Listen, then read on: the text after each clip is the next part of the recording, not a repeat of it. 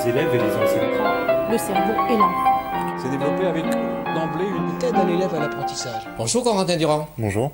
Vous êtes président de l'Union nationale lycéenne depuis 1 an maintenant. En quelques mots, dites-nous qui vous êtes.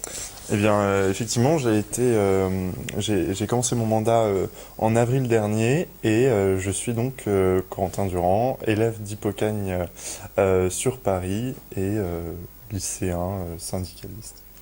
Mais votre bac, vous l'avez passé où? Je l'ai passé en Savoie, à Chambéry. Et dans une terminale Terminale littéraire. Quel est le poids de l'UNL dans la représentation des lycéens? Eh bien, aujourd'hui, l'UNL est la première organisation lycéenne dans les instances de la démocratie lycéenne, c'est-à-dire qu'aujourd'hui, sur les 3 sièges lycéens au CSE, elle est présente sur les 3. Et aujourd'hui, on la compte dans la plupart des départements de France avec des militants, des lycéens qui rejoignent l'UNL pour militer un jour ou plus longtemps. L'UNL s'est manifestée dans l'histoire de l'éducation nationale en apportant son appui, je dirais, à un certain nombre de réformes pédagogiques. Je pense à l'éducation civique, juridique et sociale, je pense au TPE, à la création même des conseils de vie lycéenne. C'est cela, l'UNL, essentiellement? Oui, l'UNL, c'est une force lycéenne qui est ouvertement et sincèrement pédagogiste sur un certain nombre de sujets, notamment celui de voir les choses avec des yeux lycéens, de manière à aller plus loin dans les changements de l'école pour la mettre au goût du jour. Alors, il y a eu les TPE pour vendre cette idée pédagogique du projet, mais aujourd'hui on porte encore plein de nouvelles idées, on soutient d'autres réformes pédagogiques en cours. Voilà un peu l'UNL et son histoire. Alors parlons justement de votre intervention au Conseil supérieur de l'éducation, le CSE, où vous siégez. C'était le 12 mars dernier. Il a adopté le projet de socle commun de connaissances, de compétences et de culture pour le collège. Quelle a été la position de l'UNL? Eh bien, pour le collège, l'UNL s'est positionné avec un certain nombre d'autres acteurs du monde de l'éducation, syndicats d'enseignants, syndicats des personnels d'éducation, mais aussi associations, pour donc ce socle commun au collège. Et aussi, et ça c'était un peu notre surprise au CSE, on a voulu inventer, proposer, remettre en avant une idée qu'on a depuis quelques temps déjà, qui est celui du socle commun dans le secondaire au lycée. Dans ce socle commun, comme d'ailleurs dans la loi de refondation de l'école, apparaît le numérique. Ce socle prévoit que le collège du XXIe siècle devra être en phase avec les usages numériques d'aujourd'hui. On parle de compétences en algorithme, mais on parle de compétences en informatique. C'est cela le numérique, ou est-ce que c'est beaucoup plus que cela selon vous? Bien, je pense que là, quand on parle seulement, disons, d'une vision assez technique du numérique, qu'elle soit sur les algorithmes, la programmation, le code à l'école, je pense qu'on va pas assez loin finalement dans la compréhension de ce que peut apporter le numérique à l'école. Pour moi, la culture numérique, et je pense que pour beaucoup de jeunes gens de ma génération, c'est aussi une culture du partage, de l'interactivité, de l'instantanéité, et c'est aussi une autre méthode cognitive. Et ça, je pense que c'est peut-être là-dessus que l'école a le plus de retard. Quand on voit les collectivités territoriales, quand on leur pose la question, elles nous disent qu'elles font de très gros efforts d'investissement, et c'est vrai. Pourtant, les usages ne décollent pas. Du moins, ils ne décollent pas vraiment sur le terrain, avec des situations, c'est vrai, extrêmement diverses. Pourquoi, selon vous, et que faut-il faire? Bien. C'est vrai que l'idée en soi apparaît bien, cette année, tel conseil général va offrir des tablettes à tous les collégiens du département. Alors ça apparaît comme bien, et puis finalement on se rend compte sur le terrain qu'on fait face à des enseignants qui n'ont pas été formés à l'usage de la tablette, à des tablettes qui n'ont pas été choisies par les établissements, qui finalement ne font partie d'aucun projet éducatif plus large, et on se retrouve avec des tablettes soit tristement inutiles et inutilisées, ou soit qui servent à faire du complément, c'est un peu gadget, c'est l'agenda électronique sur tablette plutôt que dans le calepin, quoi. Et là, je pense que ce qui fait le plus défaut, c'est la formation des enseignants et le manque de projets éducatifs. À l'occasion de ce CSE, vous avez proposé précocement, dites-vous, mais avec conviction, là je vous cite, l'instauration d'un socle commun au lycée. Pourquoi ? C'est pas seulement pour recopier les collégiens parce qu'on était jaloux du socle, mais c'est vraiment parce qu'on a la conviction qu'aujourd'hui, dans l'insertion professionnelle, mais aussi dans l'insertion dans le supérieur, il y a un manque au moment du bac pour aller au-delà. Et ce manque, c'est notamment la hiérarchisation des filières, par exemple, qui ne permet pas à tous les lycéens, par exemple un lycéen en bac professionnel, d'aller dans le supérieur parce qu'il lui manque non pas forcément des savoirs, non pas forcément des acquis disciplinaires, mais des compétences. Et ça, c'est quelque chose qui nous paraît très important et crucial pour développer notamment l'accès au supérieur, mais aussi une insertion professionnelle, j'ai envie de dire, qui ouvre le champ des possibles. Le socle commun au lycée, c'est pas tout à fait un clone de celui du collège, c'est plus un socle qui serait transversal aux filières, de compétences et pas nécessairement de discipline ou de savoir, parce que finalement le savoir il est propre à la filière et l'excellence se fait dans une spécialisation quand même des filières, qu'elles soient littéraires ou technologiques, mais je crois que la compétence, ça c'est quelque chose qui ne devrait manquer à personne. Et cette transversalité, on la retrouve de toute façon dans le possible du numérique. Alors qu'en est-il justement aujourd'hui du numérique au lycée ? Eh bien, le numérique au lycée, on peut reprendre un peu ce qu'on vient de se dire.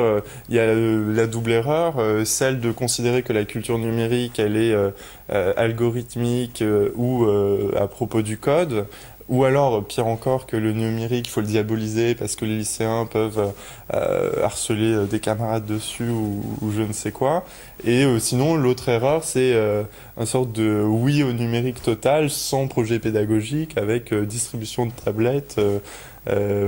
Et dans les deux cas, on est face à un problème parce qu'on n'a pas de projet éducatif. Et ça, c'est important. Et je crois qu'au lycée, il n'y a pas encore de projet éducatif qui, par exemple, mettent en avant les capacités de partage, de collaboration autour de certains projets numériques, mais aussi tout simplement l'idée que aujourd'hui le numérique apporte un savoir instantané dans la classe et que il faut prendre peut-être le temps de voir comment dans la classe on peut faire face à ce savoir qui tombe du ciel, entre guillemets.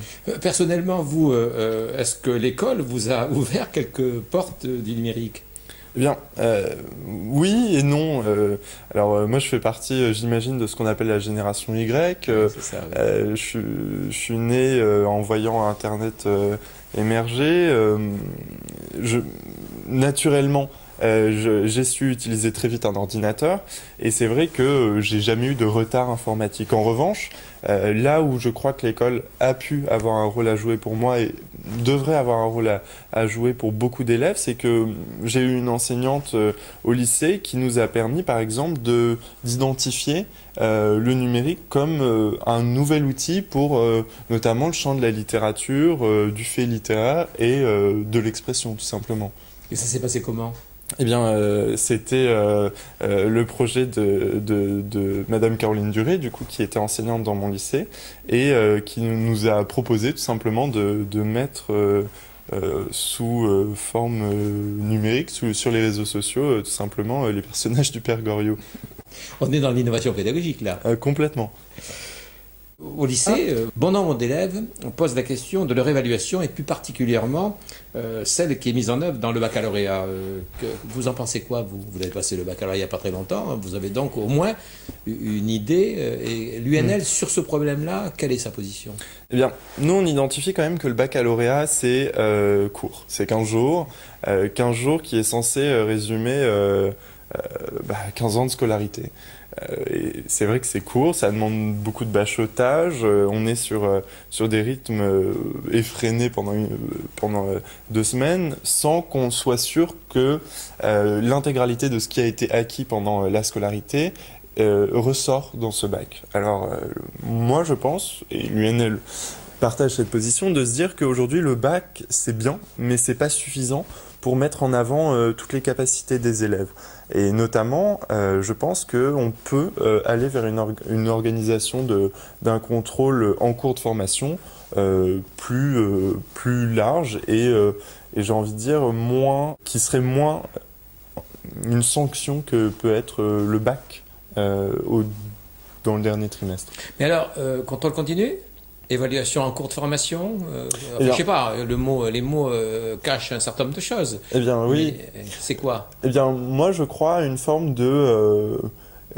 alors, je vais juste prendre le mot et pas les principes, mais je crois à une forme de partiel, à un bac en cours de scolarité, avec des épreuves un peu échelonnées pendant tout le lycée. Et là où ça ne serait pas un partiel, c'est que ça serait pas que des épreuves... ça serait pas juste mettre l'épreuve de français encore plus tôt que la première. Ça serait changer l'épreuve de français. Ça serait, par exemple, le TPE, on en parlait tout à l'heure. Plus de TPE, c'est aussi changer l'évaluation du bac. Et ça, c'est des choses qui nous importent. Pourquoi pas plus de projets dans le bac pourquoi pas plus de travaux pratiques dans le bac?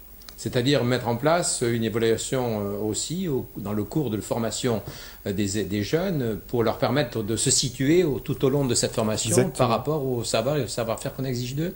Exactement, ça nous permet aller jusqu'à voir l'évolution de l'élève, etc. Et surtout, il y a un principe qui est très important, c'est celui du rattrapage. À quel moment on décide que l'élève n'a pas le droit de se tromper pendant 15 jours je crois que là, il y a aussi un problème du bac qu'on identifie et sur lequel il faut travailler aujourd'hui, la possibilité de se rattraper. On a parlé du numérique, on a parlé de l'évaluation. Est-ce que justement le numérique et d'autres formes d'évaluation ne pourraient pas permettre d'apprendre autrement au lycée? Mais bien, je crois que si.